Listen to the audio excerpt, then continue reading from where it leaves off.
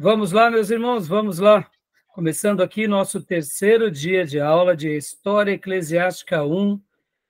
Já oramos como é de costume. Mais uma vez, boa noite, graça e paz. Graça e paz, boa noite. Boa noite. Graça e paz, pastor. Boa noite. Boa noite, graças a paz a todos. É com muita alegria que estamos aqui trabalhando sobre esse tema, da história da igreja. Estamos aprendendo juntos e mergulhando um pouco na nossa história. E não tenho dúvida que hoje a gente vai continuar aprendendo coisas muito relevantes, muito importantes sobre esse assunto. Nós estamos aqui na história da Igreja Antiga. História Eclesiástica 1 se resume à história da Igreja Antiga, ou seja, ali por volta dos 500, 600 primeiros anos, tá bom? Eu quero mergulhar bastante sobre esse tema.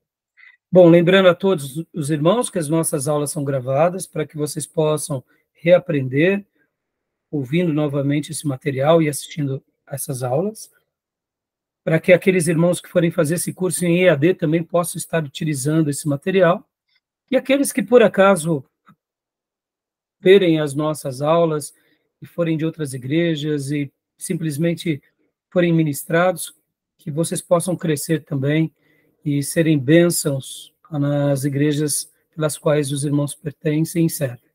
E que Deus continue nos usando como instrumentos no reino. Tá bom, meus irmãos? Vamos lá, meus irmãos. Hoje nós estaremos falando bastante aqui, dando continuação sobre os temas. Eu quero estar falando também um pouco mais sobre os imperadores romanos. Quero, mais uma vez, destacar aqui a questão dos mártires. Quero também dar uma condensada um pouco naquilo que a gente chama da história dos patriarcas, mas eu quero fazer um link com a lista dos papas. Vamos fazer aqui uma pesquisa bem rápida. E aí a gente vai estar fazendo também hoje aqui, já entrando, né, tanto nas perseguições dos primeiros séculos, onde o cristianismo ainda era visto como uma igreja, uma religião ilegal, não era oficial, e depois a gente vai estar já entrando um pouco no período que seria quando, de fato, o Império Romano começa agora a legalizar o cristianismo. Ele passa a se tornar uma religião legalizada, tanto com Constantino quanto com Teodósio. E com Teodósio, de fato, o cristianismo passa a ser a religião do Império Romano. Hoje a gente vai fazer uma discussão bem interessante, e a tônica da aula de hoje vai ser a história dos vencedores. A história dos vencedores.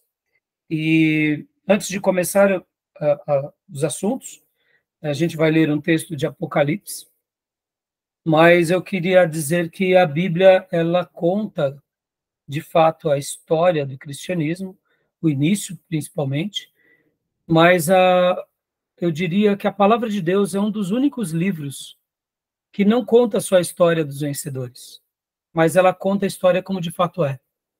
Porque Deus, ele não precisa de justificativa. Ele narra fatos e ensina as suas verdades ao seu povo. Ora o povo vencendo, quando o obedece, e ora o povo, eu diria, aprendendo quando erra. Né? Diferente de nós, Deus, ele registra os fatos como de fato são. Nós, seres humanos falhos, somos tendenciosos ao erro e somos tendenciosos às nossas histórias. E não é diferente, inclusive, irmãos, a nós protestantes. É normal que puxemos a brasa para a nossa sardinha, porque, afinal de contas, acreditamos em certos pressupostos, em certas revelações, que acreditamos que a Bíblia é a grande revelação de Deus, e defendemos.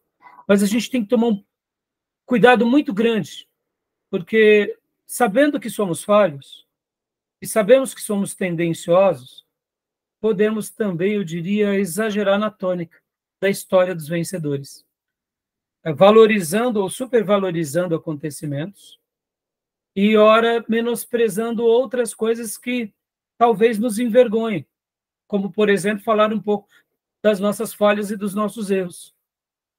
E por que eu estou falando isso aqui agora, irmãos? Porque ao estudar essa aula de hoje, ao preparar esse material para os irmãos, é muito evidente que a história dos vencedores sempre foi algo que caracterizou os historiadores de qualquer período. Qualquer rei, qualquer monarca, qualquer imperador, qualquer líder do passado, ele sempre vai querer deixar os fatos da maneira em que mais traz a ele louros, mais traz a ele glórias. E não faria diferente os seus historiadores. Eles vão contar e vão fazer afirmações que valorizem aquela história, mesmo que não seja dessa forma. E uma coisa que eu aprendi com o professor André, professor lá do STBnet, enquanto nós tínhamos uma aula ali de arqueologia com ele, foi uma aula maravilhosa, um dos melhores professores que eu já tive de história, juntamente com o professor Maurício, é claro, mas ele falava uma frase muito interessante. Quando nós seguimos a história ou a arqueologia, e nós seguimos ou fazemos história ou arqueologia, não pela ciência, mas com o aspecto da fé, a gente acaba sendo tendencioso. E ele ilustrou isso muito bem, que todo mundo que foi tentar descobrir onde está a Arca de Noé achou um pedaço da madeira da Arca de Noé. Porque o viés da fé estava indo na frente da ciência. Mas para que a gente faça uma arqueologia fidedigna, a gente não pode, literalmente, colocar a fé em primeiro lugar. A gente tem que deixar com que, de fato, as descobertas elas se validem. Então, por exemplo, imaginem essa situação. A gente vai atrás da Arca de Noé, lá na Turquia, e, de repente, qualquer madeira que a gente encontra, a gente vai falar, é a Arca de Noé, porque a gente já vai querendo encontrar. Ou seja, a gente não está fazendo ciência. A gente está indo, em nome da fé, tentar afirmar aquela fé pela ciência. E esse tipo de arqueologia é perigosa. Por que eu estou fazendo falando sobre isso? E aonde eu quero chegar? Assim é a história eclesiástica. Se a gente não tomar cuidado, a gente vai defender os nossos pressupostos e negar algumas verdades. Mesmo que, eu diria, a gente acabe, eu diria, dando uma tônica maior àquilo que nos interessa e uma tônica inferior àquilo que não nos interessa. E muitas vezes, quando a gente faz história, ou pelo menos aprende uma história nessa ótica, que é a ótica da fé pela fé, e não na ótica das ciências, porque aqui, irmãos, nós estamos estudando a história da igreja. E aqui, é claro, para nós a Bíblia é o grande livro de Deus. E aqui eu não entro nesse mérito. Para nós, a Bíblia é o livro sagrado que nos conduz. Mas nós estamos tratando, logo quando fecha essa página do Apocalipse, a gente está tratando da história da igreja a partir de então. E se nós olharmos para a história do cristianismo, simplesmente com os óculos da fé, e não formos fidedignos aos fatos, a gente vai ser tendencioso. Assim como hoje temos jornalistas tendenciosos. Né? Podem ver que muitas vezes um jornalista, quando ele quer levar uma situação para uma ideologia ou para um outro caminho, ele acaba sendo tendencioso, porque ele foi treinado naquilo. Esse jornalista que faz esse tipo de reportagem ou de entrevista tendenciosa não é um jornalista fidedigno. Porque o verdadeiro jornalista, ele narra os fatos como de fato são. Assim é o historiador. O verdadeiro historiador narra a história como ela aconteceu. Ele valida como aconteceu, potencializando os pontos positivos e pontos negativos. Tá bom, meus irmãos? Tudo bem? Tranquilo até aí? Ok. Joia. Então vamos ler agora um texto bíblico, porque hoje a gente vai ler um pedaço também da história de Policarpo. Como ele foi também um dos líderes da igreja de Esmirna, eu queria ler para vocês a carta de Esmirna em Apocalipse. Em algumas literaturas vão falar que Policarpo também pastoreou junto com João Éfeso. E os historiadores vão dizer que ele acaba sendo um grande líder e expoente em Esmirna e morre lá em Esmirna. Então, Apocalipse, capítulo de número 2, versículo de número 8 ao 11. Quem achou e quiser ler, fique à vontade, por gentileza. Posso ler, pastor? Por favor. Apocalipse 2, do 8 a 11. Ao anjo da igreja em Esmirna escreva: estas são as palavras daquele que é o primeiro e o último, que morreu e tornou a viver. Conheço as suas aflições e a sua pobreza, mas você é rico. Conheço a blasfêmia dos que dizem judeus, mas não são, sendo antes sinagoga de Satanás. Não tenha medo do que você está prestes a sofrer. O diabo lançará alguns de vocês na prisão para prová-los, e vocês sofrerão perseguição durante 10 dias. Seja fiel até a morte, e eu lhe darei a coroa da vida. Aquele que tem ouvidos, ouça o que o Espírito diz às igrejas. O vencedor, de modo algum, sofrerá a segunda morte. Amém. Glória a Deus. Obrigado, pastor. Amém. Aproveitando aqui até uma leitura bíblica, segundo alguns historiadores, eles falarão... Graça e paz, Gil. Boa noite, Graças e paz, pastor. Graças e paz, meus irmãos. Amém. Graças e paz. Voltando aqui. Alguns historiadores, e principalmente, isso é uma leitura mais teológica, eles vão dizer que as 7 cartas do Apocalipse representam 7 períodos na história da igreja. E quando é feita essa leitura, é muito interessante que até, de uma certa forma, nós enxergamos essas verdades, né? A igreja de Éfeso, a igreja de Esmina, a igreja de Pérgamo, e cada uma dessas igrejas representava um período da história da igreja. A igreja de Esmina, é claro que essa é uma leitura, tá bom, irmãos? E essa é uma forma de ler as 7 cartas do Apocalipse. É óbvio que existem outras interpretações, essa é uma delas, mas essa é bem interessante. E a carta de Esmirna, ela também é muito interessante, porque ela mostra esse lado de uma igreja bastante dedicada, bastante piedosa, né? E a maneira em que eles se colocavam contra as obras daqueles que, né, como diz aqui, no versículo 9, conheço as tuas aflições e a sua pobreza, mas você é rico.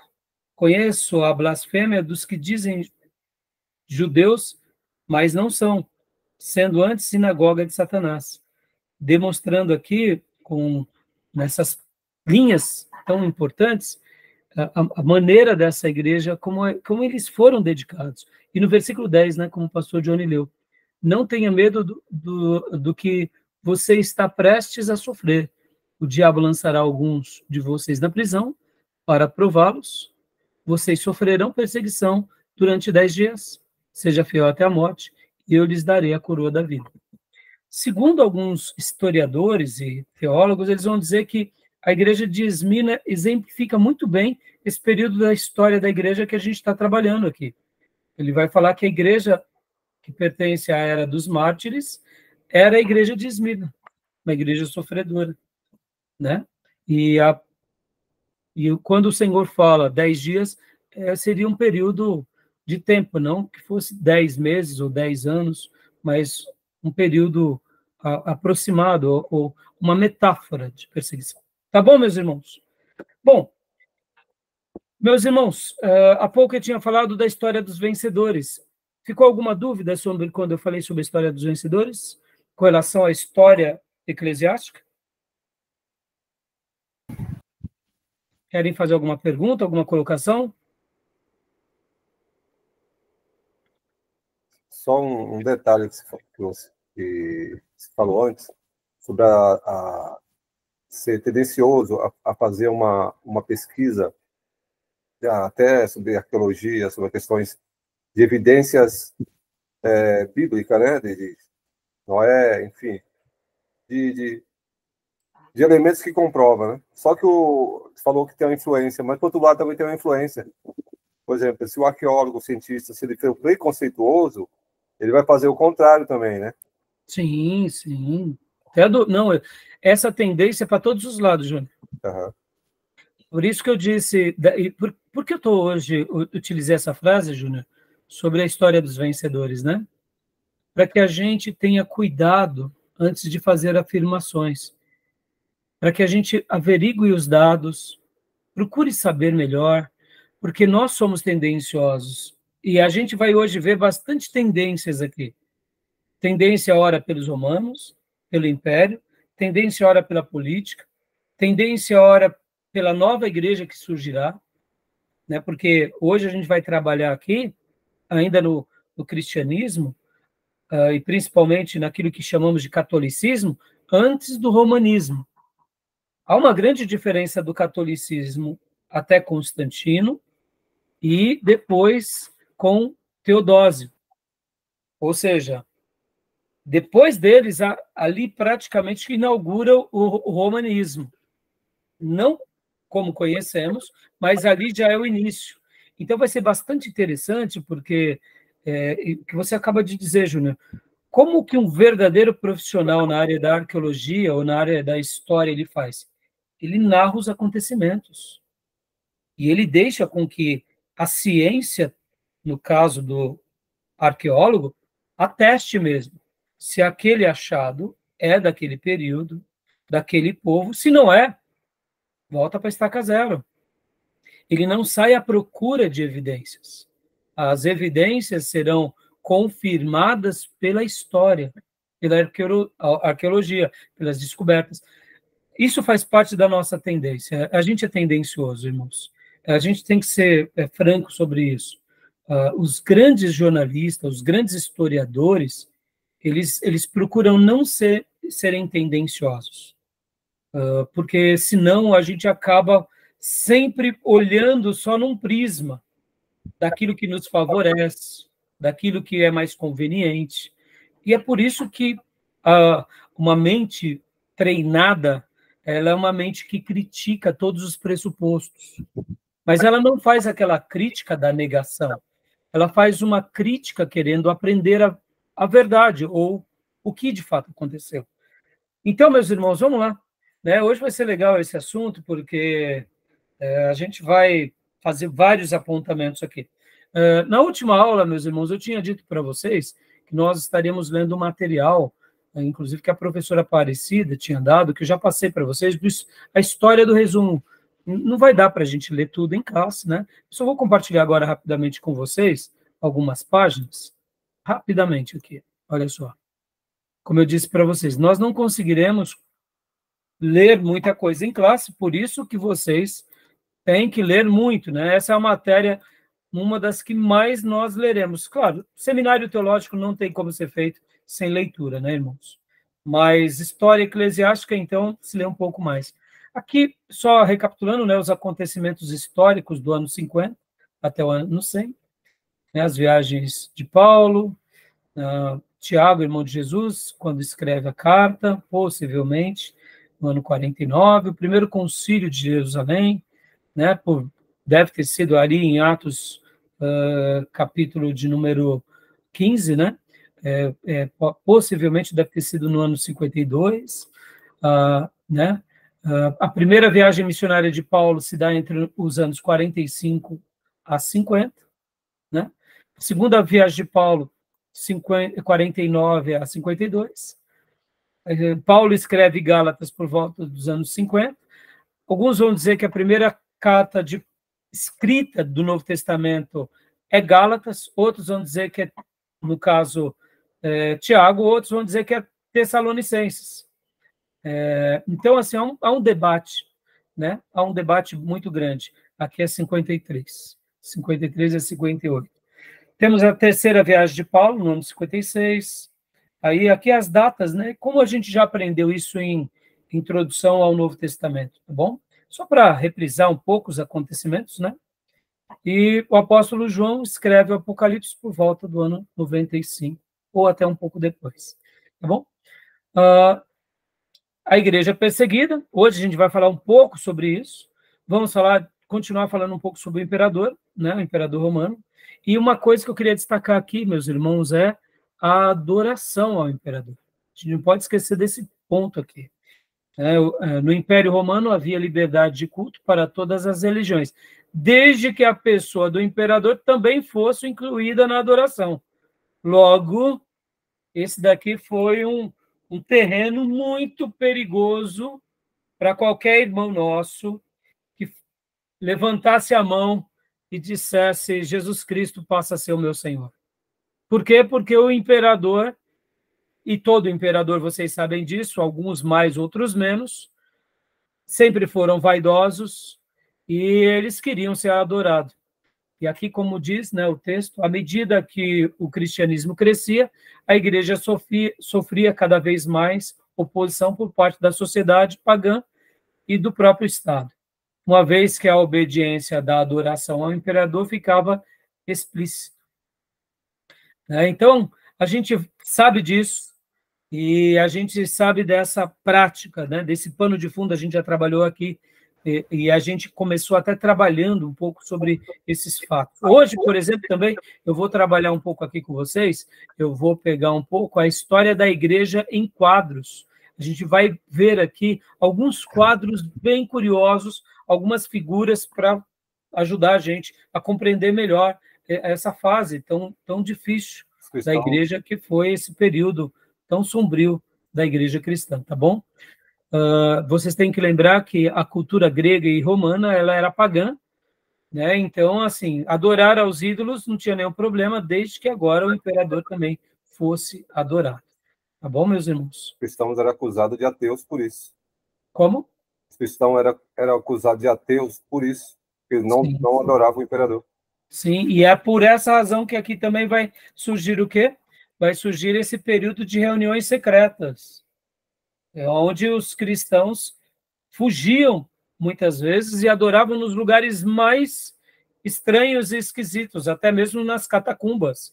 Vocês verão na literatura do Justo Gonzalez, na Era dos Mártires. Por quê? Porque eles precisavam daqueles períodos de perseguição que, quero lembrar a todos, que não foram todos os imperadores que foram grandes perseguidores, uns mais, outros menos.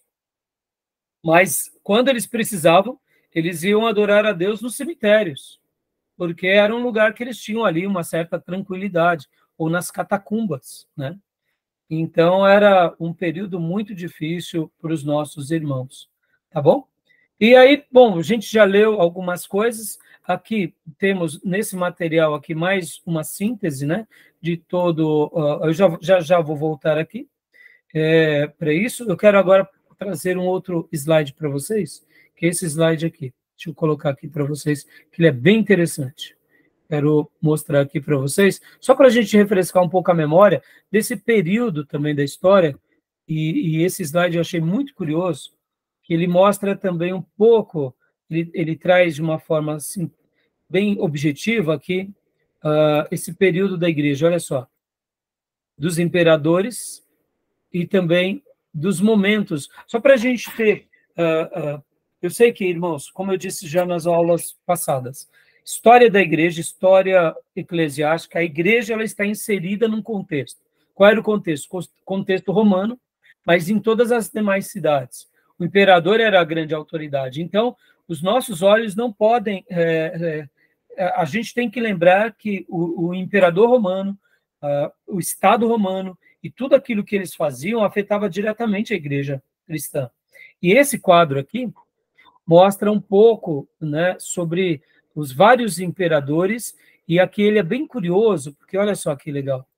Ele dá uma luz para nós, por exemplo, ó, de quais eram os impérios.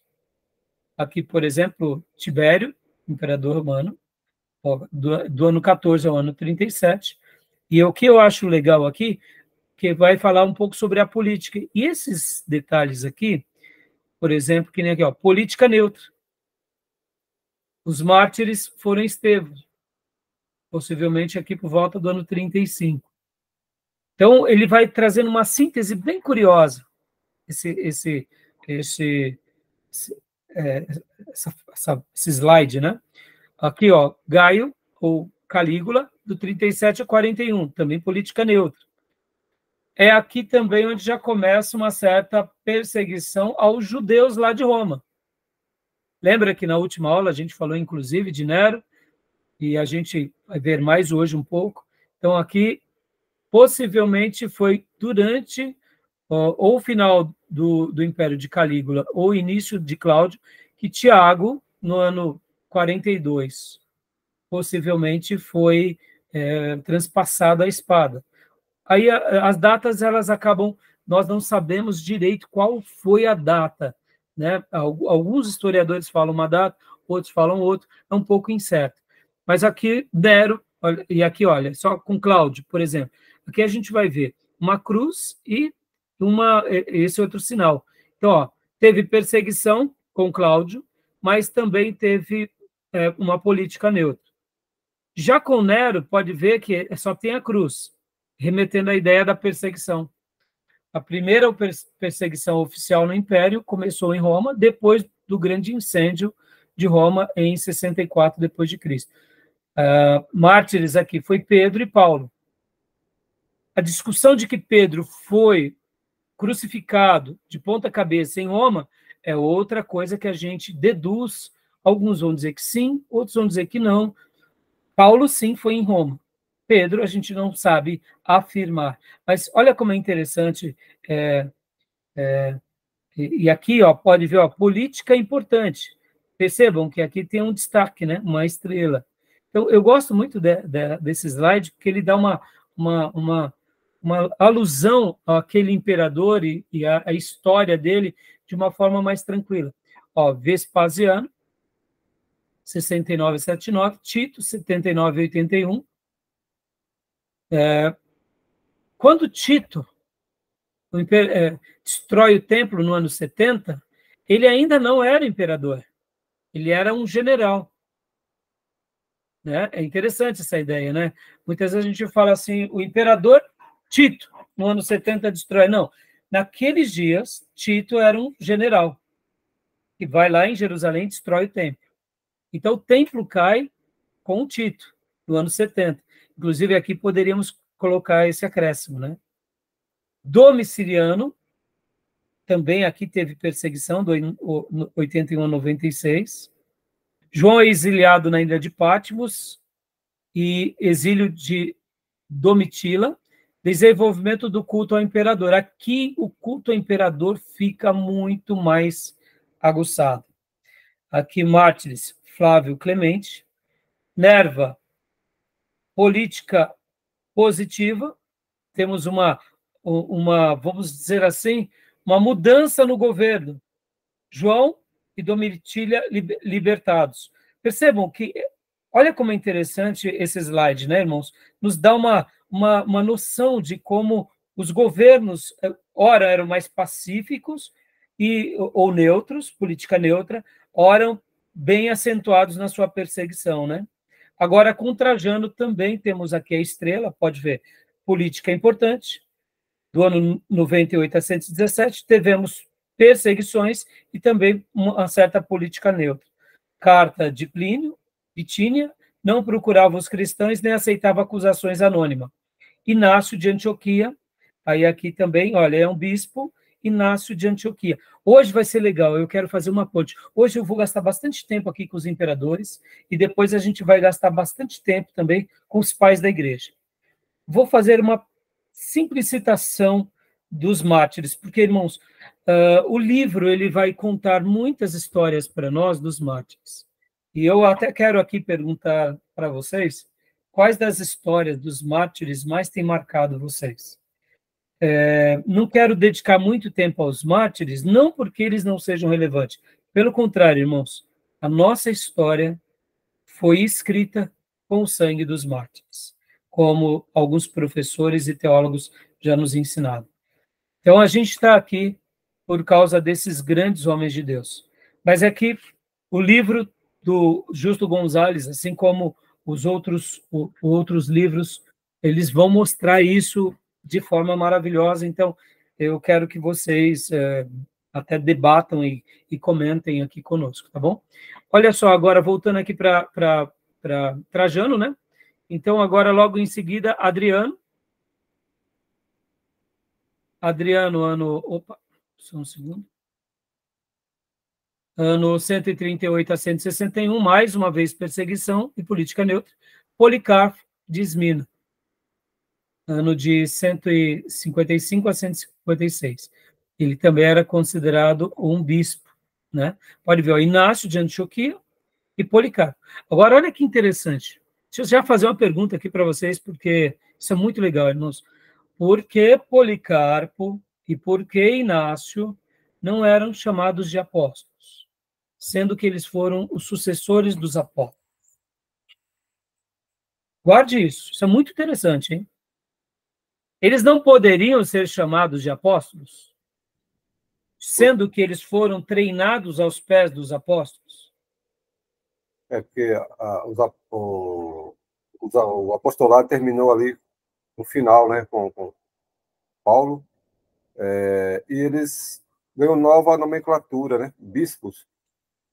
Então, mas isso que eu quero dizer, Júnior, olha só que interessante. Por que a igreja recém-criada, aqui a gente está falando, irmãos, ano 112, João possivelmente tinha acabado de morrer.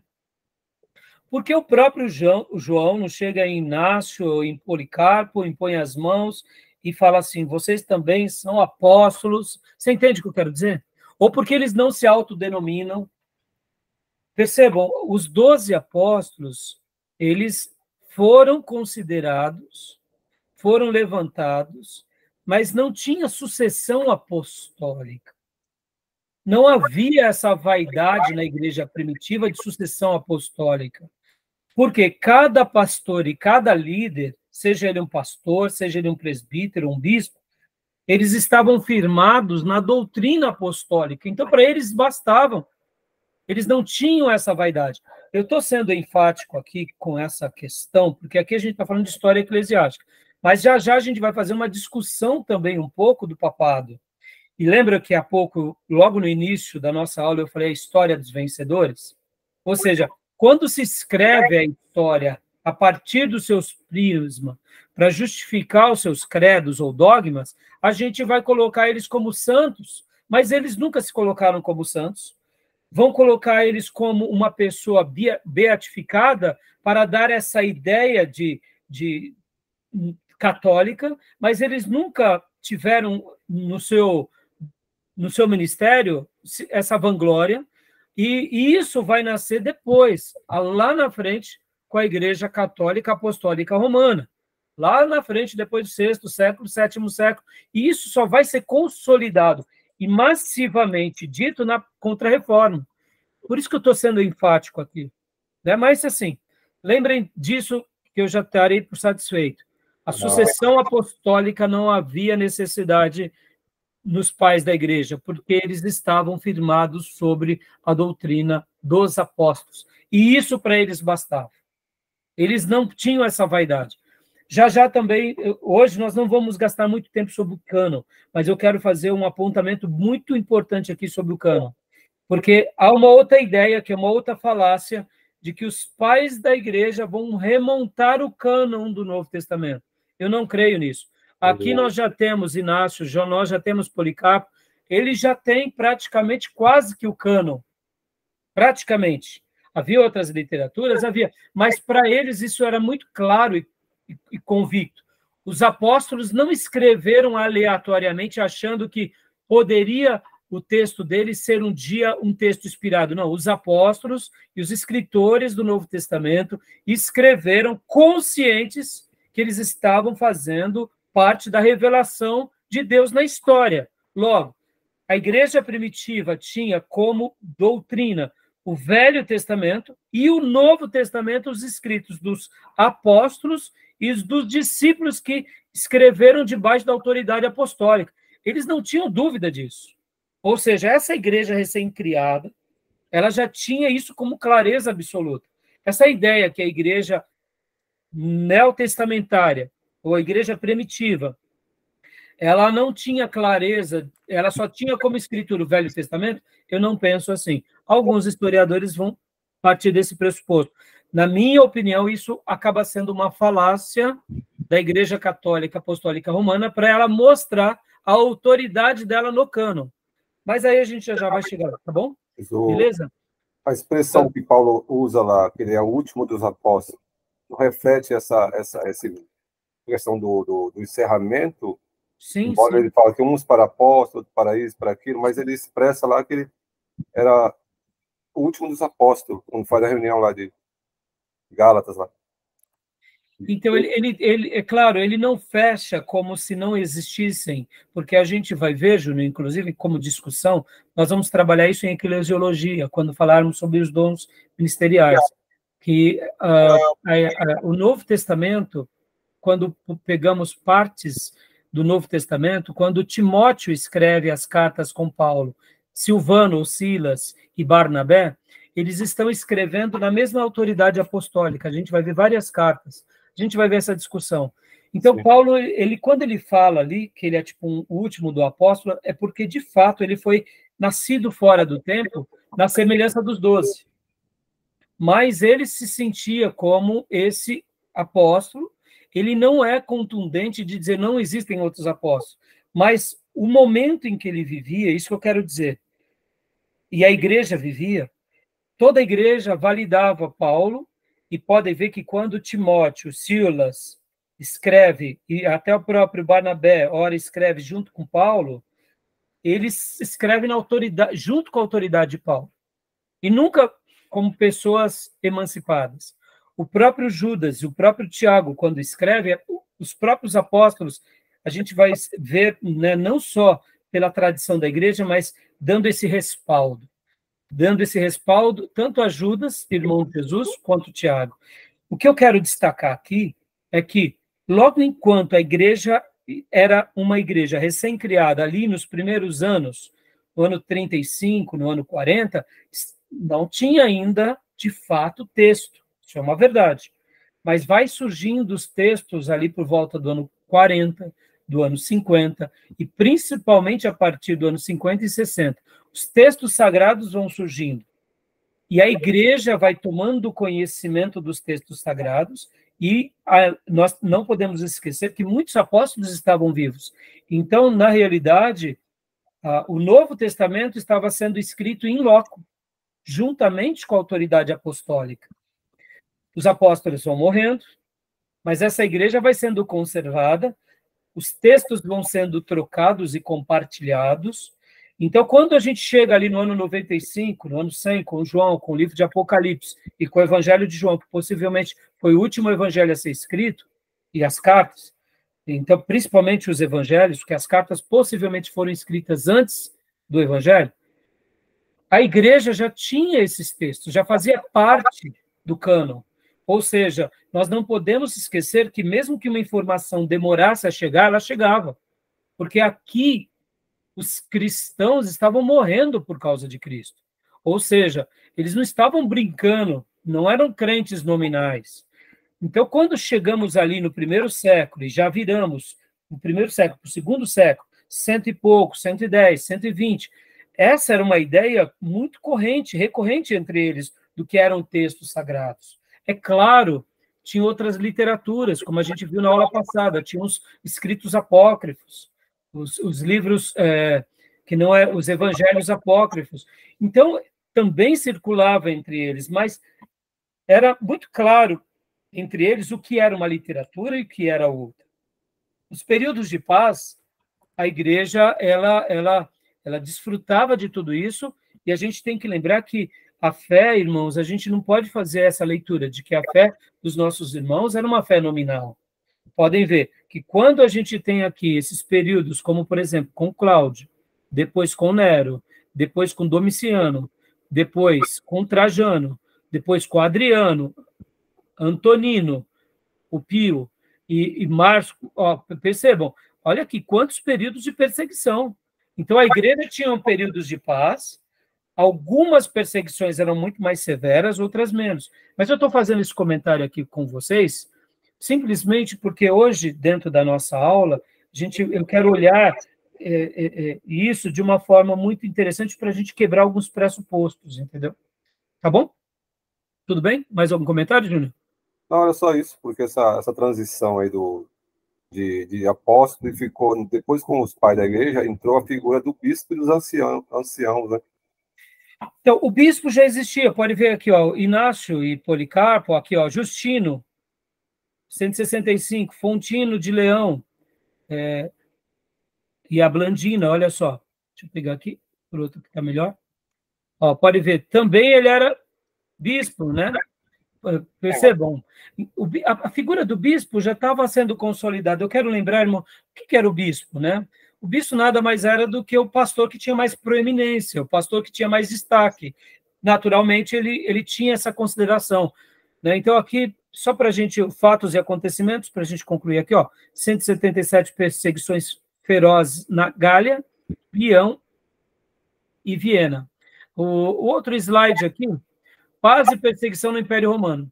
Aqui também continua falando as mesmas coisas. Depois vocês deem uma olhada.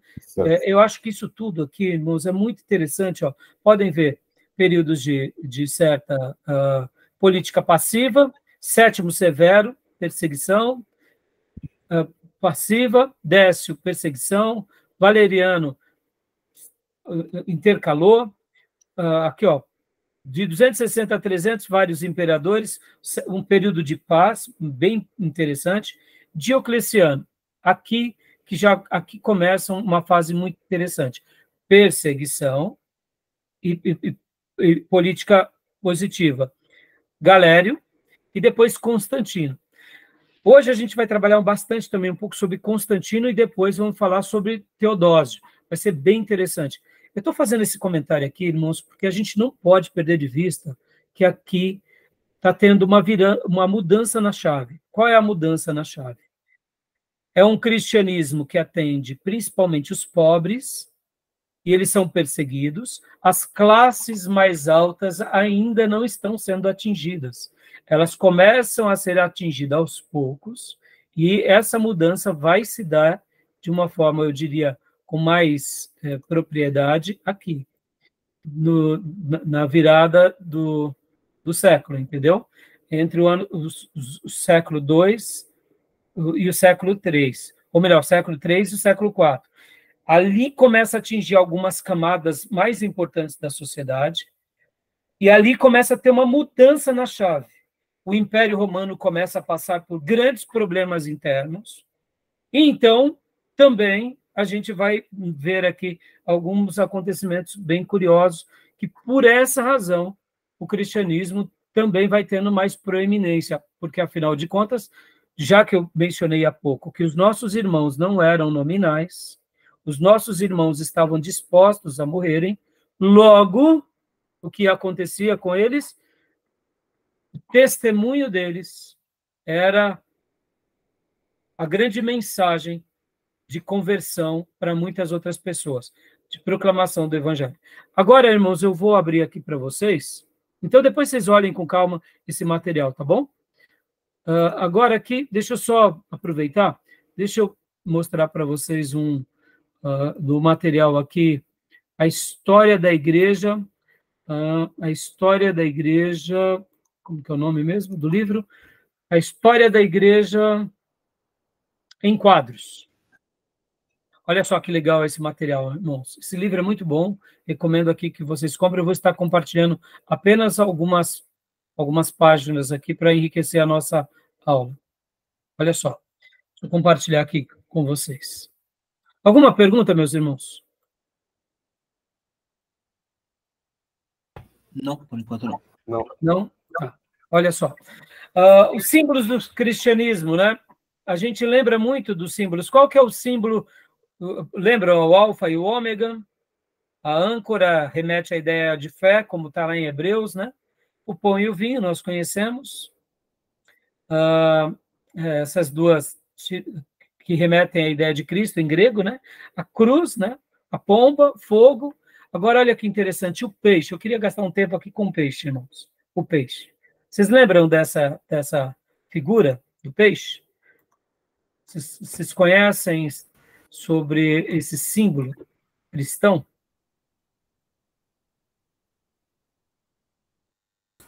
Ainda bastante visto nos dias de hoje, né? Principalmente nos carros. Isso, Se a gente vê geralmente esse símbolo aqui, Diogo, ó, Não, te falo de novo.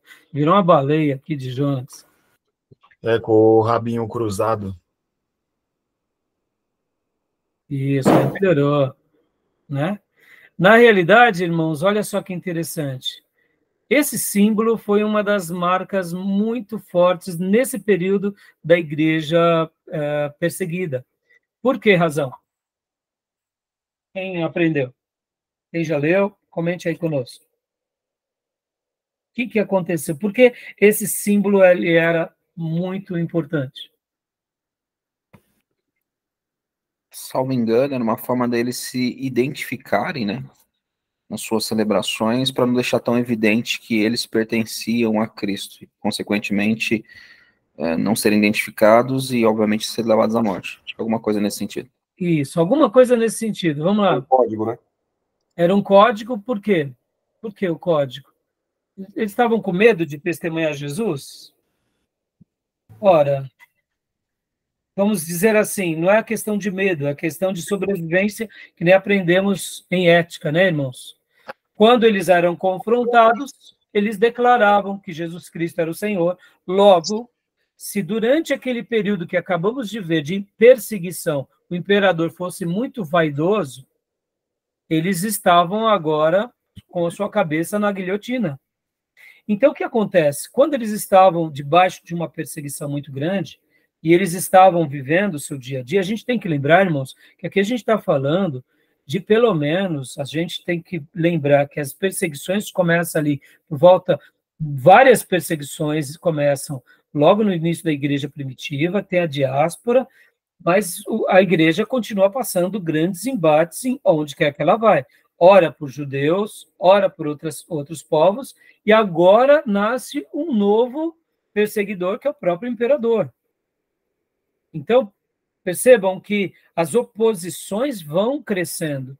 Então, nos momentos e anos em que a perseguição era muito grande, eles, para se identificarem como os cristãos, quando estavam conversando, na praia ou na feira, alguém fazia isso daqui, ó, um risco. Em algum lugar. Aí o Júnior, por exemplo, vendo que você fez um risco aleatório, eu notei que você fez um risco, eu fazia isso. Naturalmente, a gente se identificava. E eu dizia, Júnior, então quer dizer que você conhece sobre esse assunto? Aí, ali começava um momento de comunhão. Por quê? Porque a palavra peixe no grego, é aqui, ó, a palavra grega é isso daqui, ó. Essa é a palavra grega, né? Para peixe, né? Que no caso a pronúncia seria ixtis, né? Seria mais ou menos essa. Então, que traduzindo, né? No caso é Cristo, Filho de Deus, Salvador. Que você pega, por exemplo, essas palavras, né? No caso aqui, deixa eu só... Onde estou? Só um segundo. Opa, aqui. Aqui. Deixa eu só mostrar aqui. Opa.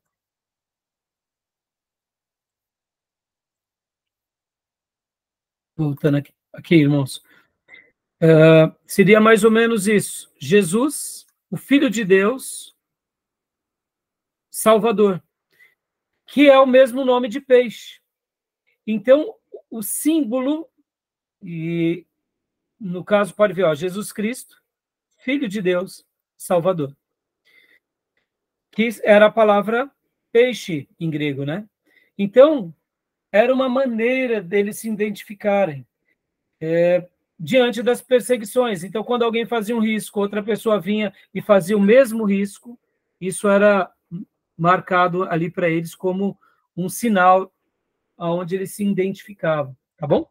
Então, aqui, depois, nesse livro, irmãos, é muito interessante que aqui vai contar, né, sobre essas histórias, né, os símbolos como parte da história, né? Porque olha que interessante. Antigos símbolos do cristianismo. O cordeiro, pastor, né? O navio dando a ideia da igreja, da arca, o mesmo do batismo, e a videira. E aqui, aqui agora, olha só que interessante, os pais apostólicos, para a gente poder estar pontuando aqui, olha que interessante essa ideia. esse material aqui, como material didático histórico, ele dá uma síntese muito boa de tudo que vocês estão lendo. Por exemplo, irmãos, olha só. Aqui, ó, Pais Apostólicos. Pais Apostólicos. Então, tem o nome Clemente de Roma, possivelmente entre o ano 30 e o ano 100, Roma. Considerado pela Igreja Católica Romana o quarto Papa. Olha que interessante, o catolicismo já dando aqui, já colocando aqui, né? Lembra que eu falei a história dos vencedores? Eles vão remontando, né? Inácio, ano 117, lugar de ministério, Antioquia da Síria. Escritos, ou seja, olha aqui para ele, aqui alguns escritos que ele cita nas suas obras, né?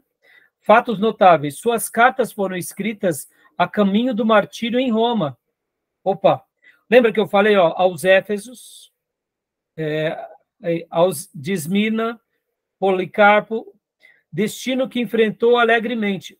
Foi o primeiro a fazer distinção entre bispos e anciãos. Opôs-se às heresias gnósticas, sofreu martírio sobre o governo de Trajano.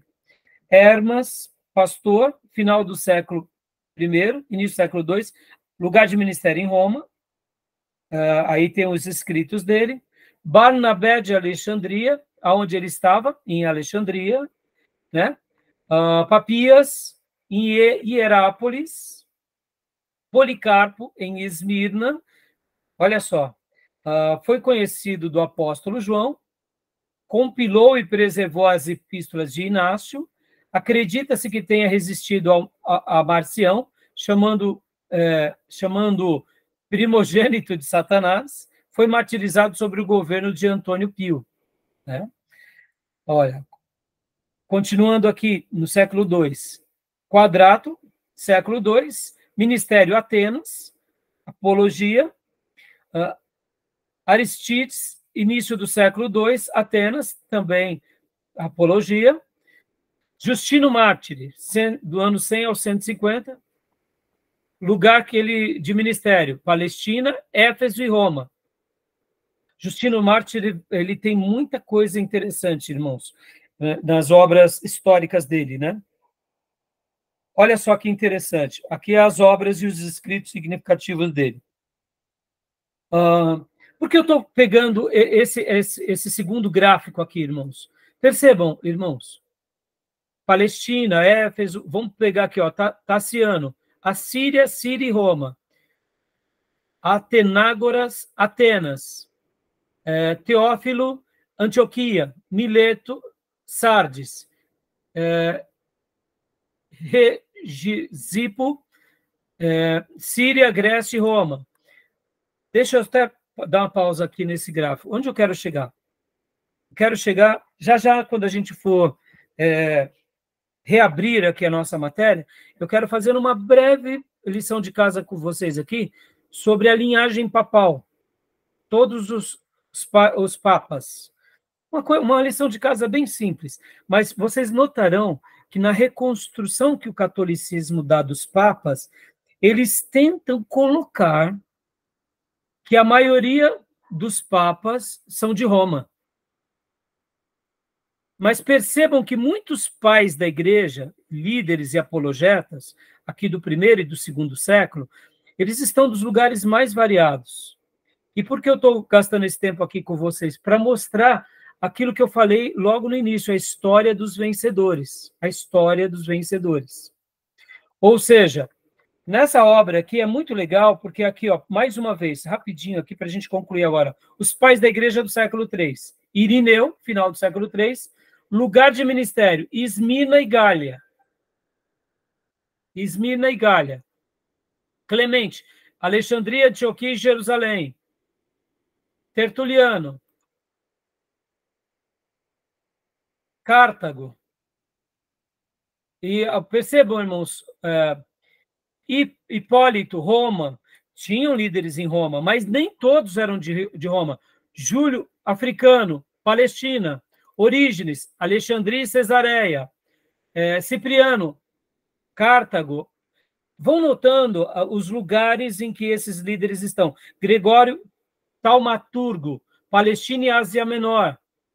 Então, percebam que muitos pais da igreja, e aqui fica aqui essa indicação para que vocês comprem esse material, a história da igreja em quadros. Isso faz com que a nossa mente se torne um pouco mais crítica sobre a construção da história como ela é montada. Por que eu estou sendo enfático aqui, irmãos, para eu concluir?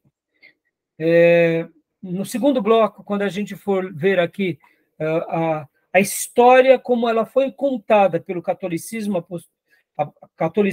apostólico romano, vocês vão ver que eles vão tentar colocar uma história que não foi. Ou seja, é para validar aquilo pelo qual eles criam como dogma.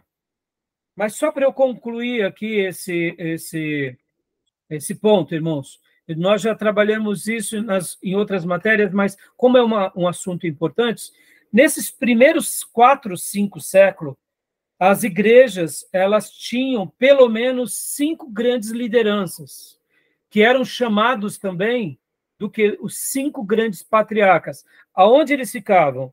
Em Roma, em Alexandria, em Antioquia, em Jerusalém e em Constantinopla.